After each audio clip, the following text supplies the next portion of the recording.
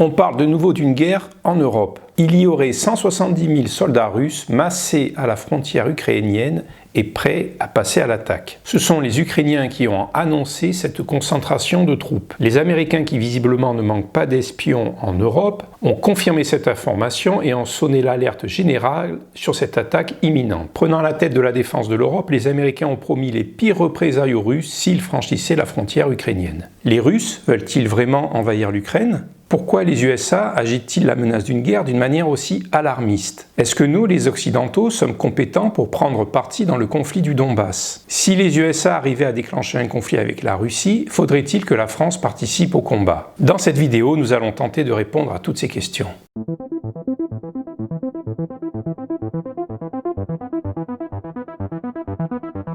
Comme je l'ai déjà expliqué dans une précédente vidéo, la Russie ne veut pas la guerre. Alors pourquoi les relations avec ce pays sont tendues en permanence? La Russie a été au centre du monde en 1991 lors de la dissolution de l'URSS. Les Russes étaient considérés comme les héros de la liberté. À ce titre, ils s'attendaient de recevoir de la part de l'Occident de l'aide pour reconstruire leur pays. Mais au contraire, la Russie va subir un pillage scandaleux. Et quelques années plus tard, la Russie se retrouve en plus accablée par des sanctions économiques et traitée comme un État voyou par ces mêmes démocraties. Il ne faut donc pas s'étonner de voir les Russes adopter une posture martiale qui est en fait aussi une posture de défense. En vérité, comme tous les pays au monde, la priorité de la Russie, ce n'est pas la guerre, c'est son développement économique et la sécurité de ses habitants. Ce que je dis n'est pas une révélation. Les Américains, les Britanniques et les Européens le savent très bien eux aussi. Alors pourquoi les Américains se sont-ils mis sur le pied de guerre d'une manière aussi rapide et aussi bruyante? Joe Biden a un gros problème qui se profile à l'horizon. C'est une confrontation économique accrue avec la Chine et peut-être même la guerre pour Taïwan qui arrivera plus vite que prévu. Les USA vont avoir besoin du soutien total de leur allié historique, l'Europe. Les USA utilisent deux leviers pour se garantir de l'allégeance des Européens, la dette et la peur. La dette, c'est leur rôle pendant la Seconde Guerre mondiale. On vous a sauvé la peau et sans nous, vous parleriez tous allemand. Cette dette est consciencieusement entretenue par le soft power américain à travers Hollywood et par diverses célébrations comme le 6 juin. Cette dette semble devoir durer éternellement. La peur, ce sont les 40 années de guerre froide dans lesquelles a vécu l'Europe face à l'URSS et cette crainte d'une guerre mondiale nucléaire. Cette période d'angoisse est en fait l'âge d'or de l'alliance entre l'Europe de l'Ouest et les États-Unis.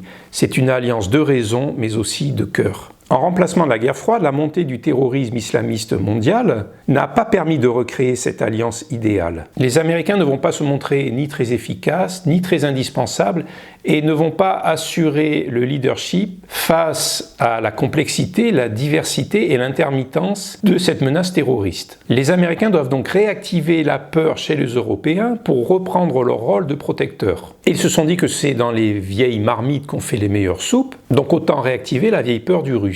L'avantage en plus, c'est que selon à qui on s'adresse, on peut faire passer la Russie pour un État fasciste ou pour une résurgence communiste de l'URSS avec un ex-membre du KGB à sa tête. Le message des Américains, il va être très simple. On vous aide contre les Russes, aidez-nous contre la Chine. D'ailleurs, voyez, la Russie et la Chine se rapprochent de plus en plus.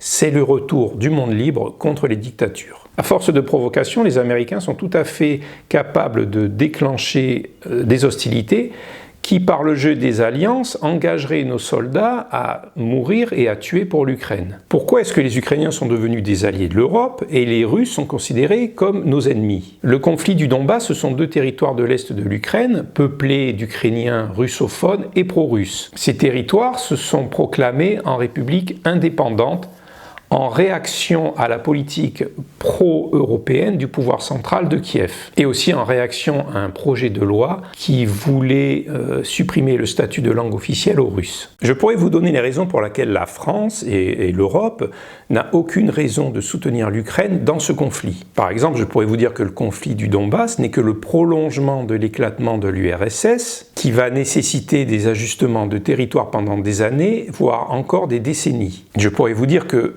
l'Europe n'a pas de lien historique et culturel avec l'Ukraine, et que d'ailleurs si on se référait aux critères de la Commission européenne, l'Ukraine ne serait pas plus proche d'une entrée dans l'Union que par exemple la Biélorussie ou la Russie. Je pourrais enfin dire que le romantisme géopolitique français prend toujours parti pour les minorités qui veulent se soustraire d'un pouvoir centralisateur, et que dans cette logique, nous devrions soutenir les deux républiques russophones sécessionnistes. Mais je ne vous dirai pas cela, car en tant qu'Européens, si on se place d'un point de vue strictement objectif et sans a priori, nous n'avons aucune légitimité de prendre parti et de juger ce conflit. C'est un conflit régional très précis qui a lieu sur des terres où nous n'avons jamais mis les pieds, qui ne nous regarde en rien. Il n'y a aucun traité qui nous engage à choisir un camp. Le seul rôle que nous pourrions jouer serait celui d'un médiateur neutre entre les différentes parties. Il apparaît alors que la seule raison pour laquelle nous aiderions l'Ukraine, ce serait pour nuire à la Russie. Or, nous n'avons aucune raison légale, officielle ou géostratégique de nuire à la Russie. Nous considérons les Russes comme nos ennemis car les USA les considèrent comme leurs ennemis et nous entraînent dans leur rivalité. Alors qu'en fait, nous aurions tout à gagner à nous allier avec la Russie. Les Ukrainiens, en tant que Slaves, méritent tout notre respect. Mais l'histoire nous commande de ne pas prendre les armes pour défendre leurs frontières. Comment pourrions-nous supporter que des soldats français meurent dans ce conflit, que des militaires français tuent des soldats russes, que des champs d'aviation européens soient utilisés par des bombardiers américains pour porter la mort et la destruction en Russie? Comment supporter que l'Europe soit de nouveau un champ de bataille, qui plus est pour la puissance de l'Empire américain qui ne subit jamais de dommages sur son sol? Ce serait absolument intolérable. Voilà, cette vidéo est terminée, j'espère qu'elle vous a plu. Si c'est le cas, je vous remercie de la liker, de vous abonner à ma chaîne et surtout de laisser des commentaires. Et je vous dis à très bientôt. Salut, bonsoir à tous, ciao!